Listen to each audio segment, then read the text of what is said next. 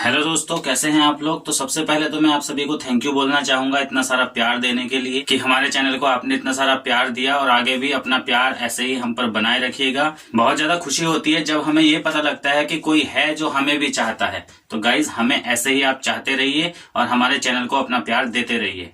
अब बात करते हैं आज की क्लास और आज के टॉपिक के बारे में। जैसा कि आप बोर्ड पर देख पा रहे होंगे, कोऑर्डिनेट ज्योमेट्री यानी कि निर्देशांक ज्यामिति, और सारे टॉपिक्स मैंने यहाँ पर लिख कर रखे हैं। और जैसा कि मैंने आपको पहले से आपको प्रॉमिस किया था कि हम कोशिश करेंगे कि आपके जो टॉपिक्स हम यहाँ पढ़ाएंगे वो सब इंग्लिश और हिंदी में मर्ज करके पढ़ाने वाले हैं। ठीक है, तो लिखा मैंने बेशक ये इंग्लिश में है, लेकिन मेरी कोशिश रहेगी कि इंग्लिश और हिंदी दोनों में मिक्स करके मैं आपको पढ़ाऊंगा। और वैसे भी मैथमेटिक्स का तो यही कॉन्सेप्ट है कि अगर आपको कॉन्सेप्ट समझ में आ गया तो फिर लैंग्वेज का कोई मैटर रह नहीं जाता। इंग्लिश हो या हिंदी, आपको कॉन्सेप्ट समझ में आना चाहिए, उसका बेसिक समझ में आ जाना चाहिए, और जो क्वेश्चन करने का प्रोसीजर है, जो मेथड है, वो आपको क्लियर होना चाहिए। बस आगे बढ़ने से पहले आपको बता दूं कि जिन लोगों को हमारे पेड नोट्स चाहिए तो वो इस नंबर पर हमसे कांटेक्ट कर सकते हैं। नंबर हमारा है 9410488119।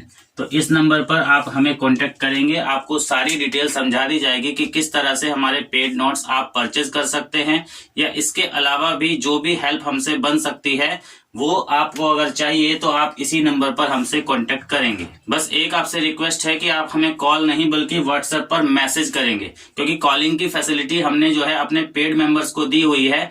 उसके लिए भी आपको सारी सूचना दे दी जाएगी, आपको जानकारी मिल जाएगी कि अगर आप हमारी मेंबरशिप ज्वाइन करते हैं तो आप हमसे डायरेक्ट बात कर सकते हैं। मैं खुद आपसे कॉल पर बात करूंगा, फोन पर बात कर सकते हैं आप मुझसे। हाँ, ऐसा भी नहीं है कि आप मुझे फोन कर ही नहीं सकते, आप मुझे कॉल कीजिए, मैं फर्स्ट टाइम आपसे बात कर लूंगा। लेकिन आगे के लिए अगर कंटिन्यूअसली आप मुझसे बात करते रहना चाहते हैं, आप पर्सनली मुझसे अटैच होना चाहते हैं, तो उसके लिए आपको हमारी पेड मेंबरशिप ज्वाइन करनी होती है। हमारे व्हाट्सएप पर पेड ग्रुप्स हैं, या यूट्यूब पर भी हमारा ज्वाइन का बटन अब एक्टिवेट हो जाएगा नेक्स्ट वीक से, तो उसको एक्टिवेट कर देंगे। आप हमारे यूट्यूब चैनल के ज्वाइन बटन को दबा करके हमारी मेंबरशिप भी ज्वाइन कर सकते हैं। तो चलिए दोस्तों, विदाउट वेस्टिंग योर टाइम जल्दी से क्लास को स्टार्ट करते हैं।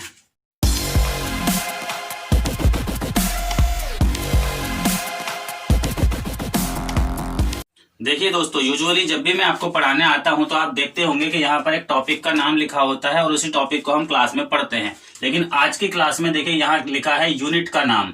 ये एक मैथमेटिक्स की यूनिट है, कोऑर्डिनेट ज्योमेट्री, हिंदी में कहते हैं निर्देशांक ज्यामिति। और इस पूरी यूनिट्स में जितने भी टॉपिक्स हो सकते हैं वो सब टॉपिक मैंने यहाँ पर लिख कर रखे हैं। इसके अलावा भी और बहुत सारे टॉपिक्स हैं जो कम स्पेस होने की वजह से अभी मैं नहीं लिख पाया हूँ, लेकिन आगे उसको हम ऐड कर लेंगे। तो सबसे पहले आप टॉपिक देख सकते हैं कार्टेशियन प्लेन, इसको हिंदी में कहते हैं कार्तीय तल। सेकेंड टॉपिक आपका है डिस्टेंस फार्मूला, दूरी का सूत्र होता है ये। नंबर 3 सेक्शन फार्मूला यानी कि विभाजन सूत्र। इसमें कैटेगरी है, देखिए, एक है इंटरनल डिवीजन यानी कि अंतः विभाजन, एक है एक्सटर्नल डिवीजन मतलब बाह्य विभाजन, और एक है मिड पॉइंट फार्मूला यानी कि मध्य बिंदु का सूत्र। ठीक है। नंबर 4 टॉपिक आपका होगा एरिया ऑफ ट्राइंगल मतलब त्रिभुज का सूत्र। नंबर 5 हो जाएगा कोलिनियरिटी ऑफ 3 पॉइंट्स मतलब 3 बिंदुओं के समरेख होने की जो कंडीशन होती है, जो शर्त होती है। नंबर 6 है आपका स्ट्रेट लाइन। वैसे तो ये जो टॉपिक मैंने ऊपर बताए हैं ये भी स्ट्रेट लाइन के अंतर्गत ही आते हैं, लेकिन ये स्पेसिफिक तरीके से अलग से स्ट्रेट लाइन टॉपिक है। असल में इसका नाम होना चाहिए इक्वेशंस ऑफ स्ट्रेट लाइन। ठीक है, तो ये टॉपिक हो गया आपका स्ट्रेट लाइन, हिंदी में इसको सरल रेखा भी कहते हैं। उसके बाद है नंबर 7 आपका टॉपिक सर्कल यानी कि वृत्त। नंबर 8 है पैराबोला यानी कि परवलय, और नंबर 9 इसके बाद है देखिए इलिप्स, इसको कहते हैं दीर्घ वृत्त। नंबर 10 है हाइपरबोला जिसको कहते हैं अति परवलय। नंबर 11 पर मैंने लिखा है पेयर ऑफ स्ट्रेट लाइंस मतलब कि सरल रेखाओं का युग्म। तो ये सारे टॉपिक हैं, और इनके अलावा भी बहुत सारे टॉपिक्स हैं जो कोऑर्डिनेट ज्योमेट्री में इंक्लूडेड हैं और जो आप सभी के सिलेबस में भी हैं। तो देखिए, आज की ये क्लास आपके लिए बहुत ज्यादा इंपॉर्टेंट होने वाली है, क्योंकि हम आज एक यूनिट को, कोऑर्डिनेट ज्योमेट्री नाम की इस यूनिट को इनिशिएट कर रहे हैं। यानी कि यहां से इसका इंट्रोडक्शन स्टार्ट होता है। स्टार्टिंग हमने कार्टेशियन प्लेन से ऑलरेडी कर दी है, क्योंकि ये कार्टेशियन प्लेन नाम का जो टॉपिक है इसकी जो क्लास है ऑलरेडी चैनल पर मैंने अपलोड कर दी थी। अगर आपने इस टॉपिक को अभी तक नहीं देखा है या इस क्लास को अटेंड नहीं किया है तो वीडियो के डिस्क्रिप्शन बॉक्स में जाके कोऑर्डिनेट ज्योमेट्री के लेक्चर नंबर 1 को आप जरूर अटेंड कर लीजिएगा। डिस्क्रिप्शन में मैंने लिंक वहां पर दे दिया है, आप देख लेना उसको। तो आज की क्लास का जो हमारा टॉपिक होगा वो होगा डिस्टेंस फार्मूला। ठीक है, तो 1 बाय 1 हम एक एक करके ये सारे टॉपिक डिस्कस करते जाएंगे ताकि क्लास ज्यादा लेंथी भी ना हो, तो हम इसको सेपरेट करेंगे। लेकिन हाँ, कुछ टॉपिक्स ऐसे हो सकते हैं जो ज्यादा बड़े नहीं हैं, तो मैं कोशिश करूंगा कि उसको एक ही क्लास में 2 टॉपिक इंक्लूड कर दिए जाएं। बट ये डिपेंड करेगा कि टॉपिक की लेंथ कितनी है, क्योंकि हमें यहाँ पर ओनली टॉपिक की थ्योरी ही नहीं पढ़नी, फॉर्मूलाज ही नहीं लिखने हैं, उनको विद एग्जांपल्स यहाँ पर एक्सप्लेन करना है ताकि आपको कोई भी डाउट ना रहे। तो दोस्तों, जितनी एनर्जी आपको मेरे अंदर दिखाई दे रही है उससे कई गुनी एनर्जी अपने अंदर भर लो और अपने एग्जाम की तैयारी शुरू कर दो। और आगे बढ़ने से पहले जल्दी से वीडियो को लाइक कर दो, शेयर कर दो, क्योंकि आप बाद में भूल जाते हो, बोलते हो हमें याद नहीं रहा, लाइक नहीं कर पाए। जल्दी से वीडियो को लाइक करो। चलिए स्टार्ट करते हैं। डिस्टेंस फार्मूला यानी कि 2 बिंदुओं के बीच की दूरी ज्ञात करने का फार्मूला। दूरी का सूत्र भी इसको कहते हैं। देखिए यहाँ पर डायग्राम मैंने बना दिया है। P और Q इस लाइन पर लाई करने वाले यानी कि इस रेखा पर स्थित 2 बिंदु हैं। ऐसे 2 पॉइंट हैं जिनके कोऑर्डिनेट्स हमें दिए गए हैं। एक पॉइंट का कोऑर्डिनेट है x1 y1 और दूसरे पॉइंट के कोऑर्डिनेट्स हैं x2 y2। ठीक है, अब हमें बोला जाएगा कि आप इन दोनों पॉइंट्स के बीच की डिस्टेंस यानी कि दूरी को ज्ञात कीजिए, डिस्टेंस को फाइंड कीजिए। देखिए, इससे पहले मैं आपको थोड़ा सा कुछ कॉन्सेप्ट समझाना चाहूंगा। कोई भी लाइन होती है तो वो इनफाइनाइट पॉइंट्स को मिलाकर के बनती है, यानी कि किसी भी लाइन पर बहुत सारे इनफाइनाइट पॉइंट्स लाई करते हैं, क्योंकि उन्हीं को मिलाकर के वो लाइन बनती है। फिलहाल हम इस लाइन सेगमेंट की बात कर रहे हैं, ओनली इस सेगमेंट की, यानी कि PQ। ठीक है ना।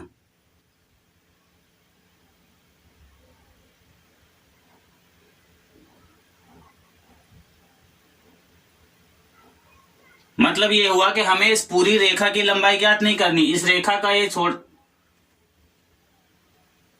मतलब ये हुआ कि हमें इस पूरी रेखा की लंबाई ज्ञात नहीं करनी है, बल्कि इस रेखा का जो छोटा सा ये टुकड़ा है, छोटा सा ये हिस्सा है, इस लाइन सेगमेंट की लेंथ हमें फाइंड करनी है। फॉर्मूला देखिए ये होता है डिस्टेंस फॉर्मूला, इसको कहते हैं distance between any 2 points is given by √x2 - x1 whole square plus y2 - y1 whole square. ठीक है, अगर हमारे पॉइंट्स हैं P एंड Q, तो देखिए हम यहाँ पर PQ लिख रहे हैं, बट पॉइंट्स का नाम अगर बदल जाएगा, जैसे A एंड B हो जाएगा, तो आप यहाँ AB लिख सकते हैं। पॉइंट्स अगर M और N होंगे तो यहाँ MN लिख सकते हैं।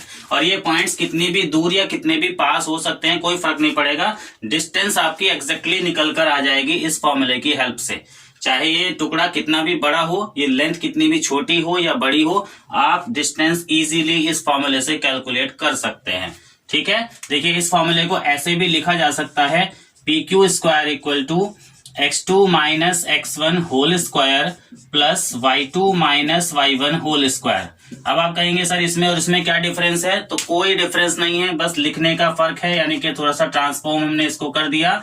कैसे रूपांतरित कर दिया है, मतलब ये जो स्क्वायर रूट यहां लगा था राइट साइड में, इसको मैंने शिफ्ट कर दिया लेफ्ट साइड में। मतलब squaring on both the sides करने पर ये हो गया ऐसा, PQ स्क्वायर बन गया लेफ्ट साइड में और राइट साइड में ये ऐसा दिख रहा है। बस आप स्क्वायर रूट लगने से बच जाओगे और कोई मैटर नहीं है यहाँ पे। ठीक है, चलिए अब बात करते हैं इस पर बेस्ड एग्जाम्पल्स की, यानी कि क्वेश्चंस की। किस किस टाइप के क्वेश्चंस इस फॉर्मूले से हम कर सकते हैं, मतलब कि एप्लीकेशंस ऑफ डिस्टेंस फॉर्मूला, इसके यूजेस क्या क्या है, बेनिफिट्स क्या है, तो एक एक करके मैं आपको बताता हूं।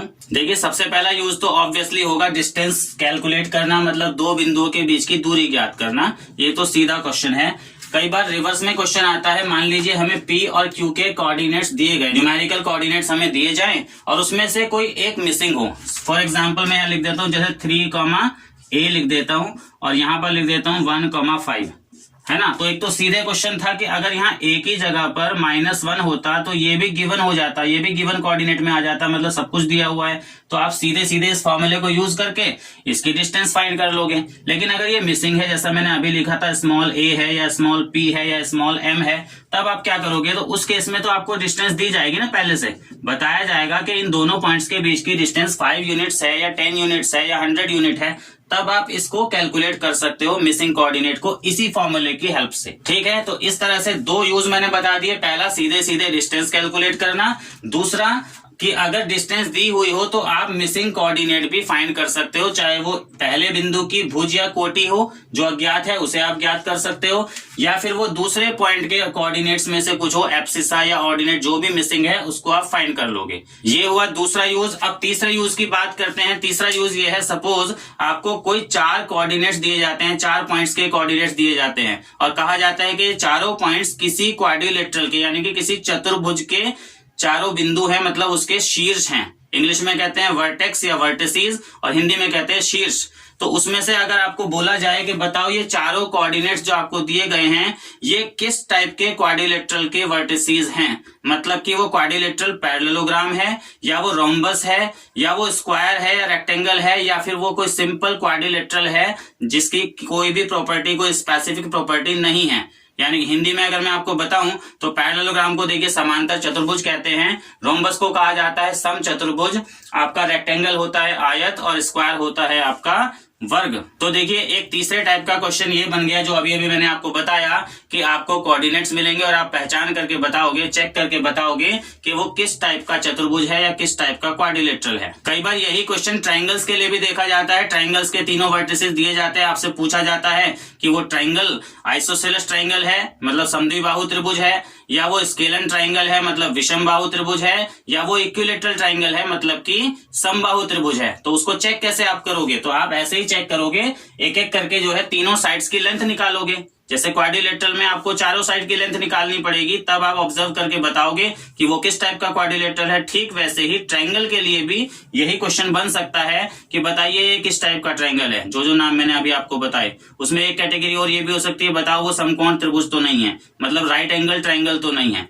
तो उसके लिए भी आपको तीनों साइड की लेंथ कैलकुलेट करनी होगी। उसके बाद आप ऑब्जर्व करके बता सकते हो कि वो किस टाइप का ट्रायंगल है या किस तरह का वो त्रिभुज है। अब बात करते हैं fourth application of distance formula, यानी कि चौथा कौन सा यूज है डिस्टेंस फार्मूले का, तो वो मैं आपको बता दूं। कोलिनियरिटी ऑफ 3 पॉइंट्स मतलब कि 3 बिंदुओं का संरेख होना या ना होना, ये भी हम चेक कर सकते हैं डिस्टेंस फार्मूला को यूज करके, इसकी हेल्प लेकर के।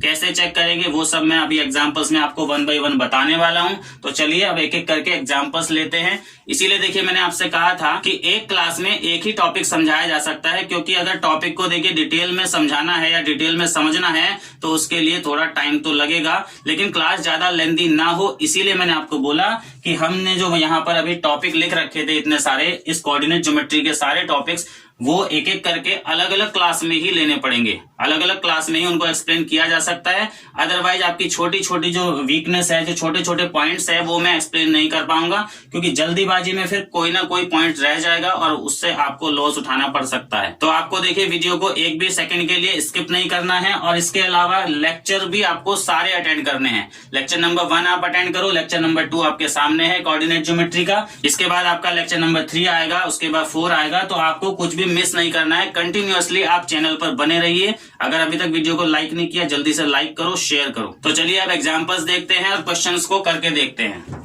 जैसा अभी आपको बताया था कि डिस्टेंस फार्मूला का सबसे पहला जो यूज है वो डिस्टेंस फाइंड करने का है। तो देखिए हमने क्वेश्चन यहाँ पर लिख लिया है, find the distance between the points -5,7 and -1,3। मतलब कि ये जो दो बिंदु हमें दिए गए हैं इनके बीच की दूरी हमें ज्ञात करनी है। तो फॉर्मूला आपको याद है, PQ square equals to x2 minus x1 whole square plus y2 minus y1 whole square. और आप चाहें तो क्वेश्चन में साथ में डायग्राम बनाइए, लेकिन अगर कंपटीशन की आप तैयारी कर रहे हैं तो विदाउट डायग्राम अगर आपका क्वेश्चन इजीली हो पा रहा है तो ठीक है।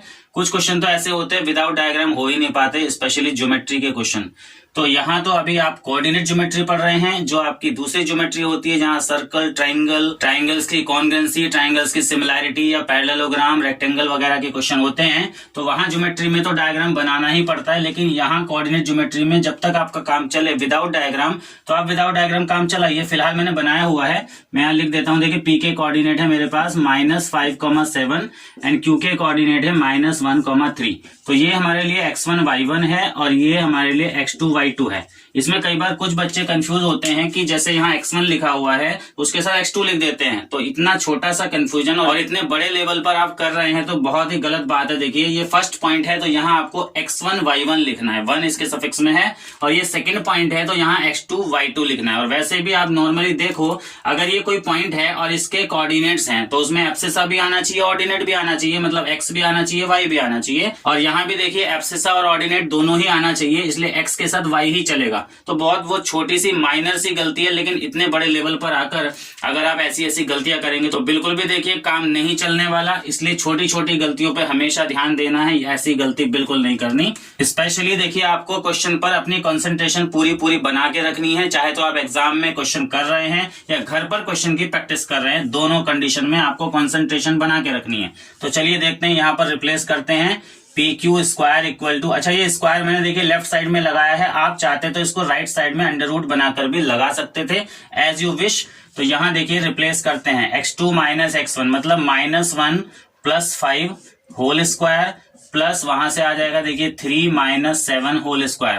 अब आप कहेंगे सर यहाँ प्लस कैसे हुआ, तो मैं बता दूं -1 में से -5 को सब्ट्रैक्ट करोगे तो माइनस माइनस प्लस ही होगा ऑब्वियसली। यहाँ देखिए बन रहा है आपका 4 होल स्क्वायर और यहाँ -4 का होल स्क्वायर। आप सभी जानते हैं 4 का स्क्वायर 16 होता है और -4 का स्क्वायर भी पॉजिटिव 16 ही होगा। यहाँ चल रहा है आपका P Q square. P Q square की वैल्यू अगर आपकी आ गई है 32, तो आप इसको अगर 2 × 16 लिखेंगे तो ज्यादा बेटर है, क्योंकि आपको इसके फैक्टर्स भी करने हैं। अभी आप पी क्यू की वैल्यू देखिए क्या निकाल पा रहे हैं यहाँ से, 2 × 16 मतलब 16 का √4 आएगा, 2 अंदर रह जाएगा, 4 √2। ये आपका इस क्वेश्चन का आंसर है। मान लीजिए इस क्वेश्चन में आपको 4 ऑप्शन दी हुई है, 4 √2, 3 √2 या -√2 या +√2। तो सबसे पहली बात तो देखिए डिस्टेंस तो कभी निगेटिव हो नहीं सकती, तो माइनस वाला ऑप्शन तो बिल्कुल ही गलत है। मान लीजिए ऐसा ही सेम ऑप्शन दूसरा मिल जाए -4 √2, तो गलती से भी उसको मत लगा दीजिएगा, क्योंकि डिस्टेंस कांट बी निगेटिव, दूरी कभी माइनस में नहीं होती है। इसलिए प्लस वाला ऑप्शन आप देखेंगे और एकदम करेक्ट ऑप्शन उस पर टिक करके आएंगे। कई बार देखिए क्वेश्चंस में ये भी देखा गया है कि यहाँ पर जो न्यूमेरिकल कोऑर्डिनेट्स अभी दिख रहे हैं ये कई बार कांस्टेंट की फॉर्म में होते हैं, जैसे a, b या b, c। तो उस तरह के क्वेश्चंस में भी डिस्टेंस फॉर्मूला आपको ऐसे ही अप्लाई करना है। बस ये होगा कि जब क्वेश्चन में न्यूमेरिकल वैल्यू नहीं है तो फिर आंसर में भी न्यूमेरिकल वैल्यू नहीं आएगी, आंसर भी कांस्टेंट की फॉर्म में ही आएगा। चलिए एक क्वेश्चन ऐसा भी करके देखते हैं। देखो दोस्त, ये रहा आपका example number 2। Find the distance between the points a, b and -a, -b। तो क्वेश्चन तो सेम है, बट थोड़ा सा इसमें जो वैल्यूज हमें मिली है, कोऑर्डिनेट्स हमें मिले हैं, वो डिफरेंट है। देखते हैं कैसे होगा। फॉर्मूला मैंने पहले से लिख के रखा है, P एंड Q इस तरह से लाइन पर कहीं भी सिचुएटेड हो सकते हैं, कहीं भी ये 2 पॉइंट्स हो सकते हैं, कितनी भी दूर हो सकते हैं, कितनी भी पास हो सकते हैं। ठीक है, हमें डिस्टेंस फाइंड करनी है। तो यहाँ देखिए अंडर रूट से बचने के लिए मैंने देखिए लेफ्ट साइड में स्क्वायर लगा के रखा है, आप चाहे तो अंडर रूट भी लगा सकते हैं। चलिए रिप्लेस करते हैं। यहाँ से देखिए ये बन जाएगा -a होल स्क्वायर प्लस एक बनेगा आपका -b होल स्क्वायर, और नेक्स्ट लाइन में ये बन जाएगा -2a whole square plus -2b whole square will be equal to 4a square plus 4b square, और ये आपका बन रहा है 4 × a square plus b square. आपने इसमें से क्या किया, 4 को कॉमन ले लिया है। इधर आपका चल रहा था पी क्यू स्क्वायर, बट आपको तो पी क्यू चाहिए, तो पी क्यू के लिए आप क्या करेंगे, √4 × a square plus b square. 4 का स्क्वायर रूट आपको मिल जाएगा 2, और अंडर रूट के अंदर आपका रहने वाला है a square plus b square. ये है आपकी रिक्वायर्ड डिस्टेंस, यानी कि जो अभीष्ट दूरी आपको ज्ञात करनी थी p और q के बीच में, ये है इस क्वेश्चन का आंसर। तो देखिए अगर ऑप्शन में आपको 4 ऑप्शन मिलेंगी तो आप सही ऑप्शन को ही सिलेक्ट करें। कई बार कंफ्यूजन इस तरह से हो जाता है, मान लीजिए 2 उसने अंडर रूट के अंदर लिख दिया है ना, या बाहर 4 लिख दिया, बिल्कुल सिमिलर ऑप्शन आपको दी जाती हैं, तो उसमें कई बार कंफ्यूजन हो जाता है। सही ऑप्शन आपने फाइंड भी कर ली, लेकिन गलती कर देते हैं आप सही ऑप्शन चुनते समय, यानी कि जब गोले काले करते हो तो वहां पर बहुत ध्यान से करना है कि जो ऑप्शन आपने कैलकुलेट किया था, ट्रिक से किया या पूरा मेथड अप्लाई करके किया। देखिए जो मैं स्टेप अभी पूरे यहाँ पर कर रहा हूँ, आपको 1-2 स्टेप तो इसमें से अपने आप ही आप शॉर्ट कर दोगे, फॉर्मूला आप नहीं लिखोगे, है ना। ये -a आप डायरेक्ट इस लाइन के बाद सीधे इस लाइन पर आओगे, क्योंकि इसकी आपको जरूरत नहीं है। तो जब आप एग्जाम में बैठते हो तो वहां पर आप कैलकुलेशंस पूरी नहीं करते हो, लेकिन लगभग प्रोसीजर ऐसा होता है, स्टेप आप शॉर्ट कर देते हो, ये आप पर डिपेंड करता है। बट अभी मैं क्योंकि क्लास ले रहा हूँ और आपको एक्सप्लेन कर रहा हूँ, सभी तरह के स्टूडेंट क्लास में मौजूद हैं, इसलिए मुझे स्टेप वाइज समझाना होता है। तो ये मेरी ड्यूटी है, क्योंकि यहाँ क्लासेस चल रही हैं, अभी एग्जाम नहीं चल रहा है। तो इस बात को आई होप कि आप समझ रहे होंगे। अब चलिए नेक्स्ट एप्लीकेशन देखते हैं कि डिस्टेंस फार्मूला का और क्या यूज होता है, जैसे कि मैं पहले ही आपसे डिस्कस कर चुका हूं। एग्जाम्पल नंबर 3 को देखते हैं। हाँ तो दोस्तों देखिए ये रहा आपका example number 3। If a 2, -3 and B के कोऑर्डिनेट है 10, y with A B equal to 10 units. जैसा मैंने आपको पहले बताया था, कई बार क्वेश्चन रिवर्स में मिलेगा। डिस्टेंस आपको दी गई है, दूरी आपको दे दी, ए और बी के बीच की दूरी है आपकी 10 यूनिट और आपको y की वैल्यू फाइंड करनी है। मतलब यहाँ जो ये देखिए ऑर्डिनेट है ना, सेकेंड पॉइंट का जो कोटि है, इंग्लिश में बोलते हैं ऑर्डिनेट, हिंदी में बोलते हैं कोटि, ये अज्ञात है और इसी को आपको ज्ञात करना है। मतलब इस पॉइंट की ऑर्डिनेट आपको फाइंड करनी है। तो चलिए देखते हैं। सबसे पहले मैं लिख लेता हूं A B equal to 10 units. Diagram में भी देखो मैंने बना के रखा है, यहाँ पर ए के कोऑर्डिनेट है, यहाँ बी के कोऑर्डिनेट है। डायग्राम बनाना कंपलसरी नहीं होता, ये आप पर डिपेंड करता है। जब आप प्रैक्टिस कर रहे हैं तो डायग्राम बना करके सिचुएशन को ठीक से आप समझ सकते हैं। तो ये मैंने आपके लिए बना के रखा है, इसका कोई यूज नहीं है, ठीक है। A B equal to 10 units और यहां से अगर मैं अंडर रूट से बचना चाहता हूं तो मुझे लिखना चाहिए A B square equal to 100, squaring on both the side. अभी अब मैं फॉर्मूला यहां लिख देता हूं, x2 माइनस x1 का whole square plus y2 minus y1 whole square equal to 100। आप चाहे तो फॉर्मूले को स्किप कर दीजिए, इसकी कोई जरूरत नहीं, सीधे आप वैल्यू रखिए वहां से। तो ये है देखिए आपका x1 y1 और ये है आपका x2 y2। यहां से आप देख सकते हैं, तो मैं रखता हूं 10 minus 2 whole square plus y plus 3 whole square, minus minus plus हो गया है वो। इसको देखिए यहाँ पर 8 का स्क्वायर आपका 64 बनेगा, प्लस यहाँ a प्लस बी का होल स्क्वायर एक्सपेंड कर दीजिए, a square plus b square plus 2ab, ये हमने होल स्क्वायर एक्सपेंड कर दिया है। यहां से देखिए y स्क्वायर प्लस 6y और 64 एंड 9 आपका बन रहा है आपका 73 माइनस 100 इक्वल टू 0। तो यहाँ आपको एक क्वाड्रेटिक इक्वेशन मिल रही है, y square plus 6y minus 27 equal to 0। ये एक द्विघात समीकरण आपको मिल गई है। अब आप इसको फैक्टराइज कर लीजिए, इसके गुणनखंड ज्ञात कर लीजिए। 27 के ऐसे फैक्टर जिनका डिफरेंस 6 हो। तो देखिए जिनको स्प्लिटिंग मेथड में यानी कि गुणनखंड विधि में कुछ प्रॉब्लम है तो हमारे चैनल पर ऑलरेडी स्प्लिटिंग मेथड का डिटेल्ड वीडियो ऑलरेडी अपलोडेड है, आप उसको जरूर देखिएगा, ठीक है। चैनल की प्लेलिस्ट में जाकर के आप देख लीजिए, स्प्लिटिंग मेथड शरद सर हेल्पलाइन के नाम से आप यूट्यूब में डायरेक्ट सर्च कर सकते हैं, मिल जाएगा आपको। तो फिलहाल मैंने करना है फैक्टर 27 के ऐसे फैक्टर जिनका डिफरेंस 6 हो, y square plus 9y minus 3y minus 27 equal to 0। यहां से देखिए मैं y कॉमन लूंगा, मुझे मिल जाएगा y प्लस 9, यहाँ से माइनस 3 कॉमन, y प्लस 9, कुल मिलाकर आपको फैक्टर मिल जाएंगे y प्लस 9 और दूसरा फैक्टर हो जाएगा आपका y माइनस 3 इक्वल टू 0। यहां से आपको y की वैल्यू मिल जाएगी, एक हो जाएगी -9 और दूसरी हो जाएगी 3।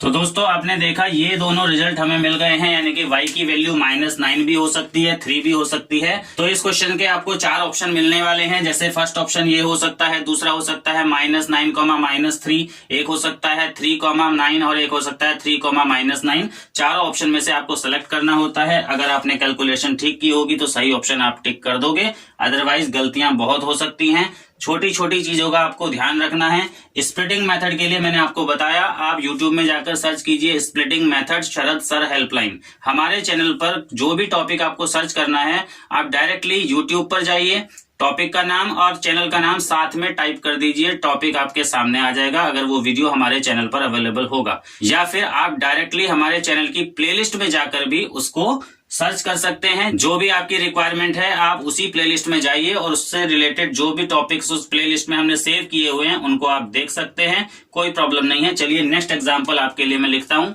देखिए जैसा मैंने आपको बताया था कि और भी कई एप्लीकेशंस हैं जिसमें हम डिस्टेंस फॉर्मूला यूज करते हैं। देखिए ये क्वेश्चन मैंने लिखे हैं, एक साथ 2 क्वेश्चन हैं।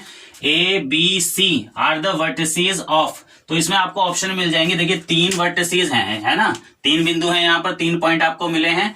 तो ट्राइंगल की ऑप्शन मिलेगी। जैसे आपसे पूछा जाएगा कि ये आइसोसेलेस ट्राइंगल के ऑप्शन तो नहीं है, मतलब ये आइसोसेलेस ट्राइंगल के वर्टिसेस तो नहीं है, या ये स्केलेन ट्राइंगल के वर्टिसेस तो नहीं है, या इक्विलेटरल ट्राइंगल के तो नहीं है, मतलब हिंदी में कहते हैं समबाहु त्रिभुज, समद्विबाहु त्रिभुज या विषम बाहु त्रिभुज, इस तरह की ऑप्शंस आपको मिल सकती है, या नन ऑफ दीज मिल सकता है चौथा ऑप्शन। ऐसे ही देखिए ये क्वेश्चन है P Q R and S R the vertices of, तो इसमें आपको क्वाड्रिलेटरल की ऑप्शन मिलेगी, जैसे पैरेललोग्राम, समांतर चतुर्भुज, या आपको मिलेगा रेक्टेंगल, आयत मिल जाएगा, वर्ग मिल जाएगा, समचतुर्भुज मिल जाएगा, मतलब रोम्बस, स्क्वायर, इस टाइप के ऑप्शन आपको मिलेंगे। तो आप कैसे चेक करोगे? तो सीधा सीधा देखिए इसमें हम डिस्टेंस फॉर्मूला ही यूज करेंगे, 1 बाय 1 करके। देखिए यहां से ए बी की डिस्टेंस फाइंड कर लेंगे, लेंथ ऑफ ए बी, एक हम BC कैलकुलेट कर लेंगे, एक हम AC कैलकुलेट कर लेंगे। AC हो या CA डिफरेंस नहीं होता है, लेंथ तो सेम ही आएगी। आप AB कैलकुलेट करें या BA कैलकुलेट करें, BC कैलकुलेट करें या CB कैलकुलेट करें, सेम ही आता है। तो ऑर्डर मैटर नहीं करता डिस्टेंस में, ठीक है।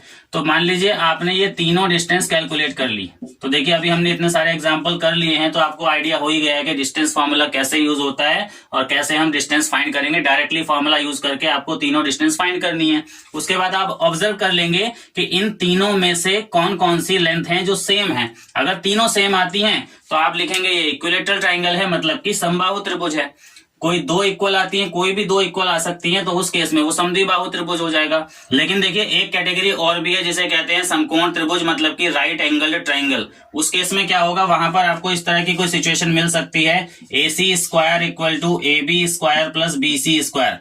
तो जब आप इन तीनों के डिस्टेंसेस फाइंड करेंगे तो स्क्वायर तो आप इसके करते ही हैं। स्क्वायर रूट अगर आपने कैलकुलेट नहीं किया होगा तो उससे पहले ये स्क्वायर ही रहता है। तो वहां आप ऑब्जर्व कर लीजिए कि क्या इस तरह की सिचुएशन कोई बन रही है। इसमें से दूसरी भी बन सकती है, ये ऐसे भी हो सकता है AB square equal to BC square plus AC square, या फिर ये ऐसे भी हो सकता है BC square equal to AB square plus AC square.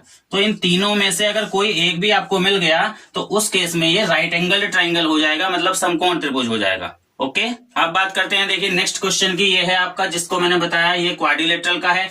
तो ऑब्वियसली इसमें आपको चारों लेंथ फाइंड करनी पड़ेंगी, मतलब PQ QR, चारों साइड की लेंथ आप फाइंड करोगे, चारों भुजाओं की लंबाई, और आपका एक हो जाएगा RS और एक हो जाएगा SP। मान लीजिए चारों इक्वल हो जाती है तो आपको ये डाउट जाना चाहिए कि शायद ये समचतुर्भुज है, यानी कि रोम्बस हो सकता है। लेकिन आप डायरेक्टली इसको वर्ग नहीं कह सकते, स्क्वायर नहीं कह सकते, उसके लिए आपको इसके डायगोनल कैलकुलेट करने होंगे। तो देखिए जब कोई क्वाड्रिलेटरल बनता है तो उसके डायगोनल हो जाएंगे, एक तो हो जाएगा PR इसके अकॉर्डिंग, PQRS के अकॉर्डिंग, और एक हो जाएगा आपका यहाँ से QS, है ना। और अगर आपका क्वाड्रिलेटरल होता उसका नाम होता ABCD, तो आपके डायगोनल क्या क्या बनते हैं, एक बनता AC और एक बनता BD। तो कहने का मतलब ये है, अगर ये चारों साइड इक्वल आती है तो आप पहले इसे समझोगे रोम्बस या समचतुर्भुज, और उसके बाद उसके डायगोनल यानी कि विकर्ण की लंबाई भी कैलकुलेट कर लोगे। और अगर विकर्ण इक्वल आए तो वो वर्ग बन जाएगा, मतलब स्क्वायर बन जाएगा। लेकिन अगर विकर्ण इक्वल नहीं आए तो आप कहोगे कि वो सिर्फ समचतुर्भुज है, यानी कि रोम्बस है।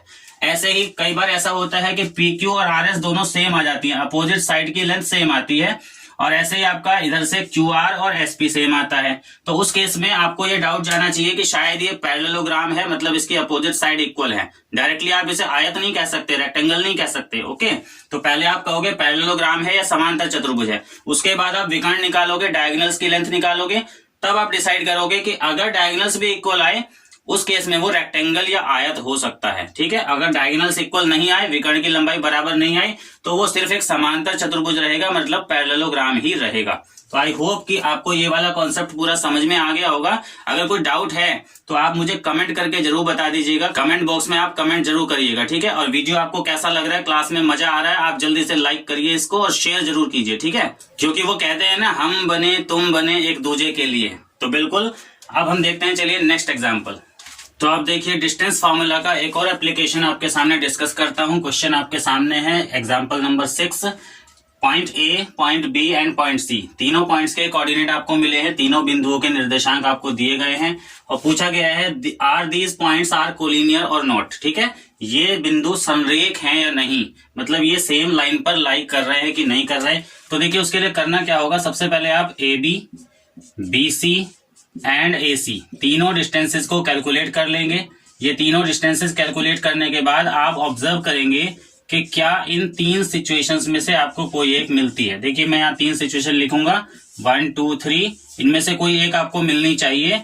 BC plus AC equal to AB, या फिर ऐसा हो सकता है कि AC plus AB equal to BC। तो तीनों एक साथ नहीं मिलेंगी, ये ध्यान रखिएगा, तीनों में से कोई एक भी मिल जाए, एक ही मिलेगी। तो उसमें से अगर आपको मिल जाती है इन तीनों में से, तो आप कहेंगे कि ये तीनों points A, B and C आपके कोलिनियर हैं, मतलब ये संरेख हैं, एक ही रेखा पर स्थित है। ठीक है, तो ये देखिए एप्लीकेशन हो गए आपके डिस्टेंस फार्मूला के।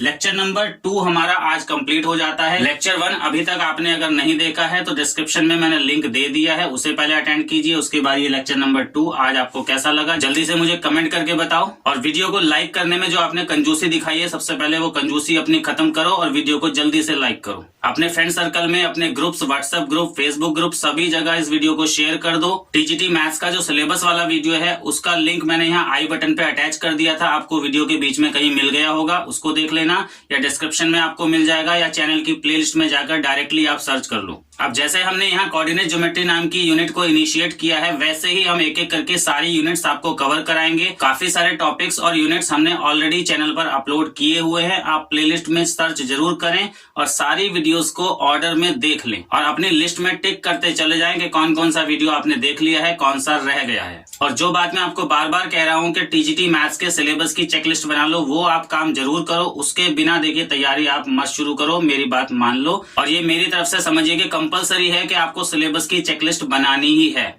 और मैं समझता हूँ मेरा आपके ऊपर इतना अधिकार भी है कि आपको मैं ऑर्डर दे सकता हूं कि आप अपने पास अपनी डायरी में सिलेबस की चेकलिस्ट बनाओ। उसके बाद मेरी गारंटी है कि आपका एग्जाम जरूर क्लियर होगा। मैं अपनी तरफ से आपको शिकायत का कोई मौका नहीं देने वाला, सारे टॉपिक्स आपको कवर कराए जाएंगे, कोई भी टॉपिक मिस नहीं होगा, टॉपिक से रिलेटेड कोई एग्जाम्पल मिस नहीं होगा, कोई फॉर्मूला मिस नहीं होगा, सब कुछ यहाँ आपको एक प्लेटफॉर्म पर मिलेगा। बस आपको करना क्या है, चैनल पर बने रहना है और कोई भी वीडियो मिस नहीं करना। अपना नोटिफिकेशन बेल चेक करो, वहां पर ऑल का बटन है, ऑल के बटन पर क्लिक करो। इसके अलावा जिन लोगों को हमारे पेड नोट्स चाहिए तो आप पेड नोट्स के लिए व्हाट्सएप पर कांटेक्ट कर सकते हैं। नंबर आपको पता है, फिर से मैं लिख देता हूँ, 9410488119। इस नंबर पर आप कांटेक्ट कर सकते हैं।